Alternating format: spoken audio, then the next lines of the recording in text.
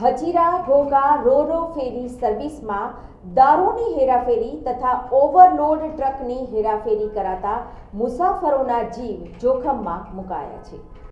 રોજિંદી રોરો ફેરી સર્વિસમાં ઓવરલોડ ટ્રકો ભરીને સુરતથી ભાવનગર મોકલાતી હોવાની રજૂઆત થઈ છે। જોકે આ મામલે કોઈ નિરાકરણ હજી સુધી આવ્યું નથી। હવે મુસાફરો સાથે ઓવરલોડ ટ્રક ભરીને જતા મધદરિયે કોઈ દુર્ઘટના બને તો તેના માટે જવાબદાર કોણ તે પ્રશ્ન ઊભો થયો છે।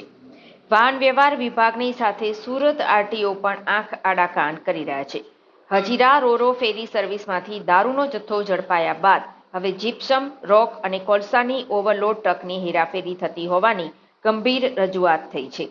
સુરતના પોર્ટ પરથી મોકલાતી કોલસાની ટ્રક ઓવરલોડ હોવા છતાં રોરો ફેરીના સંચાલકો બિંદાસ રીતે ટ્રકની હેરાફેરી કરી રહ્યા છે। રોરો ફેરીમાં માત્ર ટ્રક જેવી વસ્તુઓ જ લઈ જવાતી નથી, પરંતુ મુસાફરોને પણ લઈ જવામાં આવે છે। હવે એક બે નહીં, પરંતુ રોજિંદા 59 જેટલી ઓવરલોડ ટ્રક ભરીને લઈ જવામાં આવે છે। આ અંગે વાહન વ્યવહાર વિભાગની સાથે સુરત આરટીઓને પુરાવા સાથે જાણ કરવામાં આવી હતી।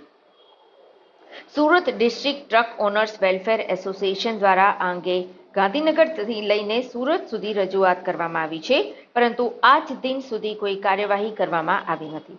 આરટીઓ જ નહીં, પરંતુ પોલીસ દ્વારા પણ કોઈ જ પગલાં ભરાયા નથી। આરટીઓ અને પોલીસની આડોડાઈને કારણે રોરો ફેરીના સંચાલકોને ઓવરલોડ ટ્રક લઈ જવા મોકળું મેદાન મળી ગયું છે। Surat district truck owners welfare એસોસિએશનના યોગેશ સેલડિયાએ જણાવ્યું કે દરિયાઈ માર્ગ પરિવહન દ્વારા જે રોરો ફેરીમાં પેસેન્જર તથા ઓવરલોડ વાહનો રોરો ફેરી દ્વારા સુરતથી ભાવનગર ઘોઘા અને ભાવનગર ઘોઘાથી સુરત હજીરા પરિવહન થાય છે, જે સ્થાનિક આરટીઓ સુરત તથા ભાવનગર જાણ હોવા છતાં કોઈ પણ જાતની કાર્યવાહી કરવામાં આવતી નથી।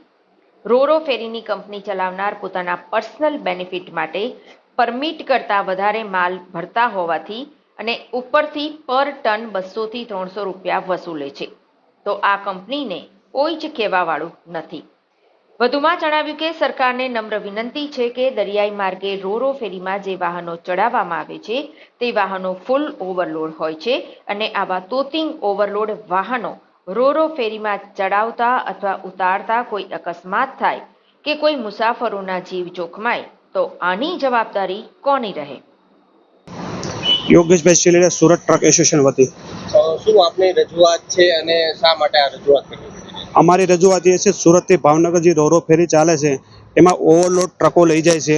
3 થી 4 વાર રજૂઆત કરવા છતાંય કોઈ તંત્ર ધ્યાન આપતું નથી। એમાં શું માંગણી છે તમારી? અમારી માગણી એ છે કે ભાઈ સરકારના નીતિ નિયમ મુજબ માલ લઈ જાય તો સારું પડે, ને જો કાલ સવારે ઓવરલોડના હિસાબે બોટ ડૂબી કે કાંઈ પણ બનાવ બન્યો તેનો જવાબદાર કોણ રહેશે? કઈ પ્રકારની આખી ટ્રક લઈ જવાની અંદર કેટલા ટન ટ્રક લઈ જઈ શકાય છે? 10 ટન, 18 ટન હોય છે, 24 ટન હોય છે, અને 33 ટન ને 40 ટન એવું માલ લઈ જવો પડે છે ગાડીમાં। કેટલા ટન લઈ જવામાં આવે છે? ગાડીના નીતિ નિયમ મુજબ કરતાં 5 ટનથી લઈને 15 ટન સુધી ઓવરલોડ લઈ જાય છે। આ કેટલું જોખમી ગણી શકાય? જોખમી એટલું ગણી શકાય કે જો ઓવરલોડ થશે તો જેમ આપણે બરોડામાં જે છોકરાની બોટ બુડેલી એ રીતનો બનાવ બની શકે ખરો અમારા અંદાજે। આરટીઓ જે પાસિંગ કરેલા હોય છે ટ્રકો, અને આમાં કેમ કઈ રીતે તફાવત કરી દેતા? આરટીઓમાં એવું છે કે અમુક ગાડીઓ સુરતમાં અને સુરત અને નવસારી જિલ્લામાં એવી ચાલે છે, કાયદેસર ગાડીનું પાસિંગ હોય છે 55 ટનનું, અને ગાડીને ઊભી રાખીને ચેક કરે તો 27 ટનનું। કાગળ એની પાસે 55 ટનના પાસિંગના હોય છે અને ગાડી હોય છે 27 ટનની પાસિંગ, અને એમાં જ્યારે મૃત્યુ પામશે ત્યારે ઇન્સ્યોરન્સ કંપની પૈસા નહીં આપે। આમાંથી સરકારને બી શું નુકસાન થાય? સરકારને આમાં કાંઈ નુકસાન ન થાય, પણ જે સરકારી અધિકારી જે છે એને બધાને સેક્શન આવ્યા કરે। વાત કરીએ તો કેટલા સમયથી તમારી આ માંગણી હતી? અમારી 1 વર્ષથી આ માંગણી છે, અને અમે 4 થી 5 વાર ગાંધીનગર રૂબરૂ લેખિત અરજી આપવા છતાં હજી સુધી એની ઉપર પગલાં કોઈ લેવાના નથી। 1 નંબરની સરકાર હોવા છતાં બી 1 વર્ષથી માંગણી કઈ રીતે જોઈ રહ્યા છો? એમાં એવું કહેવામાં આવશે કે ભાઈ એ લોકોથી કાંઈ થવાનું નથી, આ ચાલવા દો।